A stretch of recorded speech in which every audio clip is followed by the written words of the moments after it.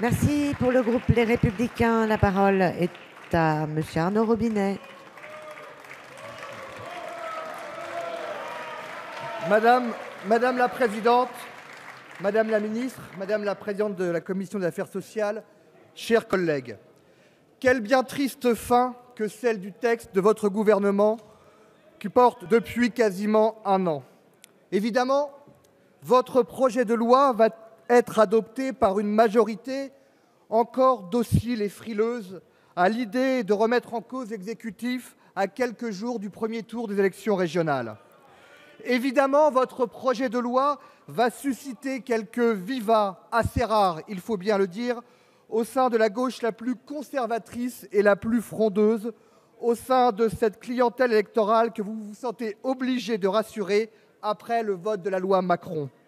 Évidemment, vous aurez enfin, madame la ministre, accolé votre nom à un texte de loi qui correspond au cœur des charges ministérielles que vous assumez, et vous aurez probablement le sentiment du devoir accompli. Mais vous serez bien seul, je regrette de devoir vous le dire. Oui, vous serez bien seul à le croire que votre projet est à la hauteur de l'enjeu et qu'il répond aux attentes des acteurs du système. Car en effet, plus le temps passe, plus je me demande très franchement qui peut se satisfaire de votre texte. Je pense d'abord aux médecins et aux professionnels de santé dans leur ensemble. Vous mécontentez ceux qui refusent le principe de la généralisation du tiers payant, car ils considèrent à juste titre que nous allons transformer les Français en consommateurs de santé, alors qu'ils devaient être davantage des patients responsables. Vous suscitez aussi les doutes parmi les professionnels qui ne sont pas forcément hostiles à cette mesure, mais qui voient bien que techniquement, elle va transformer leur cabinet en secrétariat administratif et financier, au lieu de soigner de nos concitoyens.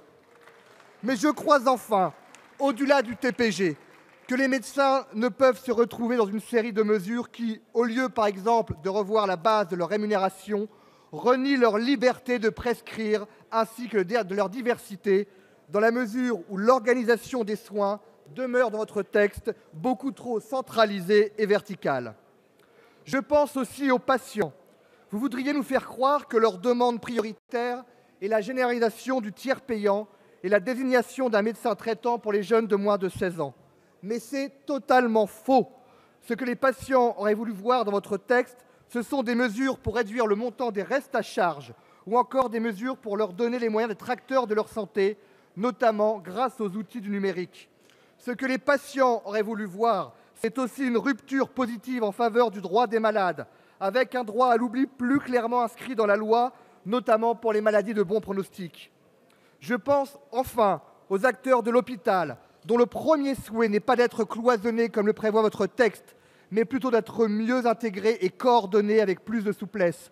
Je pense à tous les acteurs des hôpitaux et des cliniques, les professionnels comme les patients, qui sont déconcertés par votre approche idéologique et stérile du service public hospitalier ou par les groupements hospitaliers de territoire qui excluent les acteurs privés comme les établissements privés à but non lucratif. Oui, madame la ministre, votre projet de loi est probablement le rendez-vous manqué du quinquennat. Vous nous annonciez en 2012 une grande stratégie nationale de santé, une refondation du système pour répondre aux inégalités et aux échecs de notre système. On se retrouve en 2016 avec un texte fourre-tout qui comprend 227 articles à la fin, alors qu'il n'en proposait que 57 initialement, avec un texte qui est frappé des travers qu'on reproche du reste aux autres projets du gouvernement auquel vous appartenez. Un texte idéologique tout d'une part, avec le TPG que nous supprimerons lorsque nous reviendrons, et le service public hospitalier que je viens d'évoquer, ou avec la suppression bien hasardeuse du délai de réflexion pour les interruptions volontaires de grossesse. Vous multipliez l'affichage idéologique, les marqueurs clivants, moins pour répondre à des réflexes politiciens que pour traiter les vrais enjeux de la santé qui relèvent du bon sens, comme par exemple l'open data santé ou la modernisation du dossier médical personnel. Un texte improvisé d'autre part. En effet, comment donner du crédit au projet de loi santé alors que le Premier ministre, votre patron, va convoquer une grande conférence nationale dédiée à la santé en février prochain? Comment donner du crédit à ce texte que vous avez déposé il y a plus d'un an à l'Assemblée, tout en poursuivant dans le même temps de vaines discussions avec les professionnels? Comment donner du crédit à ce texte quand on regarde vos hésitations sur les avertissements nutritionnels, sur l'élargissement des transfusions sanguines ou sur le rattachement des salles de consommation de drogue aux hôpitaux. Alors oui, Madame la Ministre, les députés du groupe républicain rejetteront ce texte sur lequel nous reviendrons si les Français nous font confiance lors des prochaines séances. Et je pense notamment au tiers payant généralisé que nous supprimerons purement et simplement. Notre modèle social, notre modèle de santé a besoin de pragmatisme, il subit votre idéologie. Notre modèle de santé a besoin de coopération entre les acteurs, vous les opposez les uns aux autres. Notre modèle de santé a besoin de lisibilité, vous le rendez encore plus complexe. Notre modèle de santé a besoin d'une ambition nouvelle, vous l'enfermez dans la petite semaine. Voilà pourquoi nous voterons contre votre projet de loi.